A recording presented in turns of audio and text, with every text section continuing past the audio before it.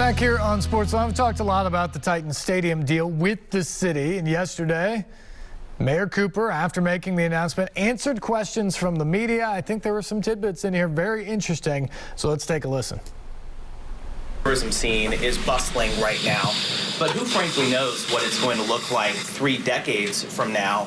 What happens and who foots the bill if the hotel motel taxes, that hospitality tax money, doesn't come through as people are expecting it might now? Well, the team ultimately is willing to step in and bridge that. Now, the hotel tax, again, part of the financing of this is to do it conservatively, to anticipate that markets can be difficult. But the city has a challenge right now with its obligations and the economy. You know, the city right now has to come up with tens of millions of dollars, in fact, $1 billion liability. So any economic downturn with our current lease would also be a challenge for the city.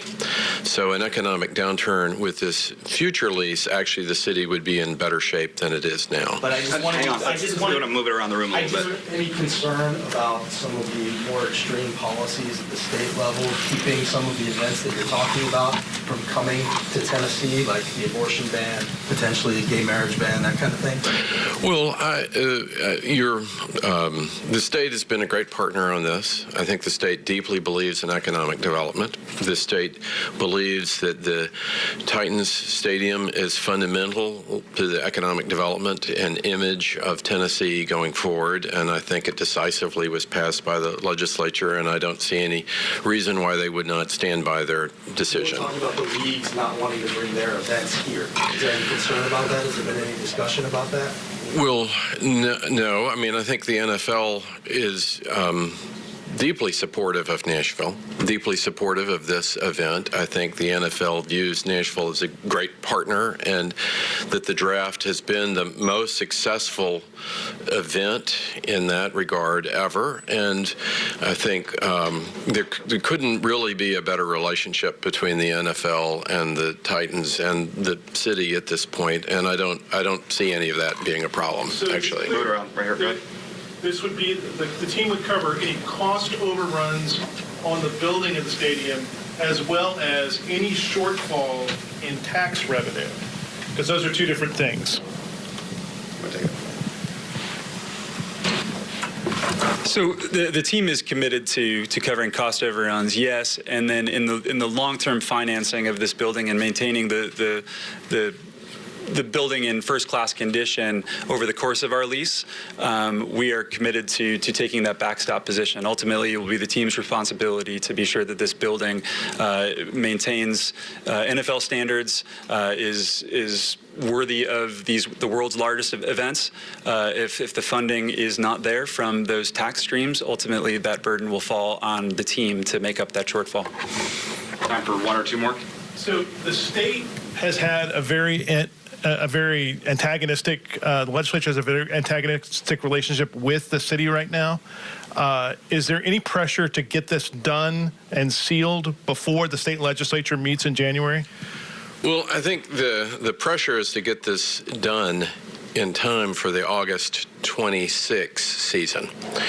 That being said, we need to move with all speed in design and construction to get that done so that that season can open smoothly at that time. And so with the passage just in May of the state funding sources, this is actually pretty quick work to come to a design that is costed enough for the Titans to be comfortable to be backstopping any financial liabilities from the city. And so we're moving quickly to, again, be able to get the team in by August of 26, and that's going to be a great moment for the city. We look forward to getting on the list. I know Butch Bearden, the Convention and Visitors Bureau, is going to be deeply excited to be able to go and recruit these kind of events that Nashville will now be available to host going forward beyond the 26th season.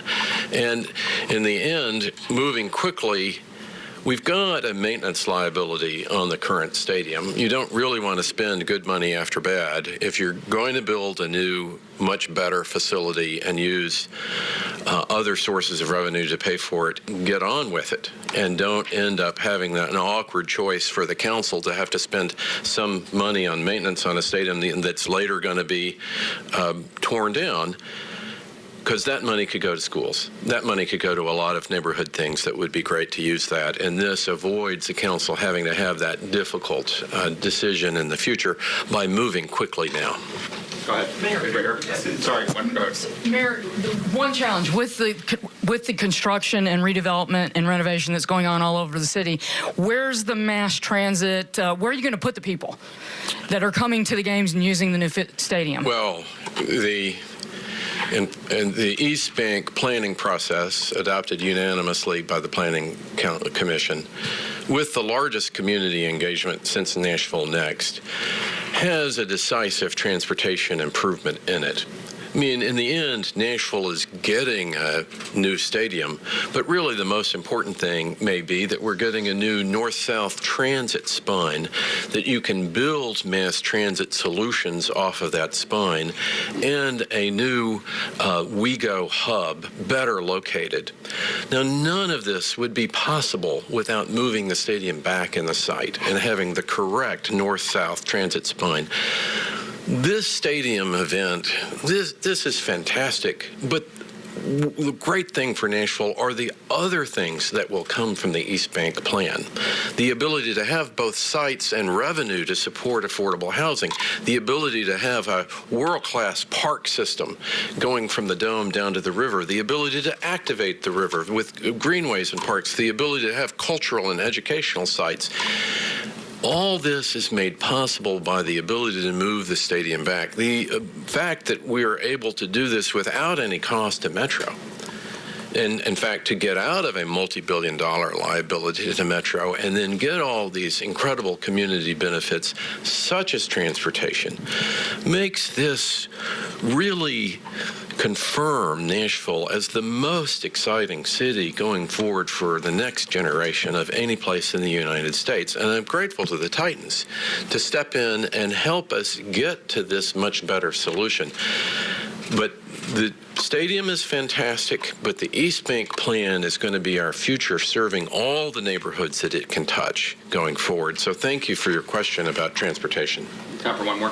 And Mayor Cooper, about the changing landscape of the city, there's many people that are already tired of all the construction noise, seeing the cranes going up there, and have been displaced from their neighborhoods. How will this stadium change that? What do you want to say to people that don't want to deal with another 5-6 years of construction? Well, there are no people living in the East Bank right now. This is the great thing about this plan, right?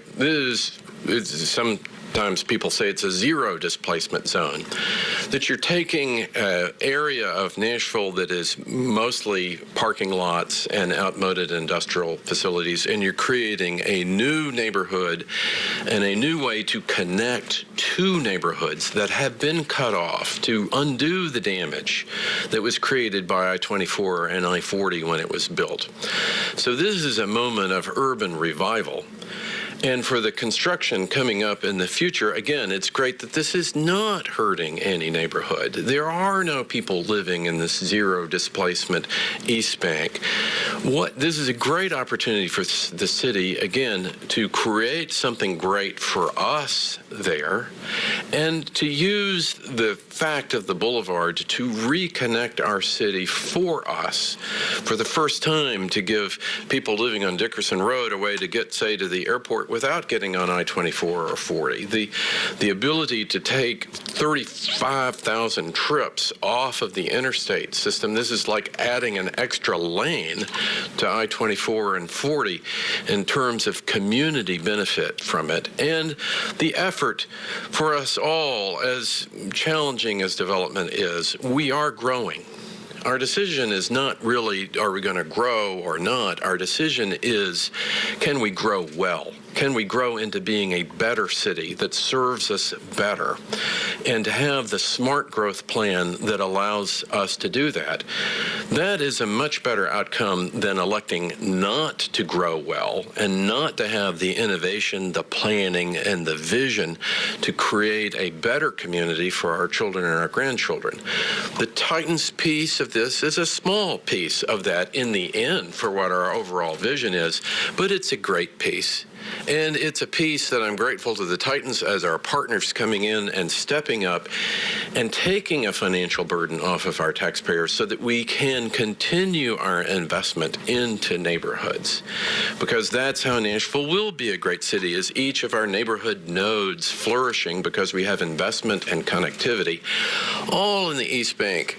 I-24 prevented that from happening for a long period of time, and that's why you see it ended up being parking lots and aging industrial buildings that were never reinvested in. This is a different strategy for that, and I accept and acknowledge every citizen's anguish over all the growth that we've had, but the choice is, are we going to grow well? And are we going to do it with smart growth? And are we going to really use this moment of the city and its resources to direct those resources back into our community and, frankly, not into sports stadiums anymore, not into things that created the first era of change in Nashville, but to make the next era really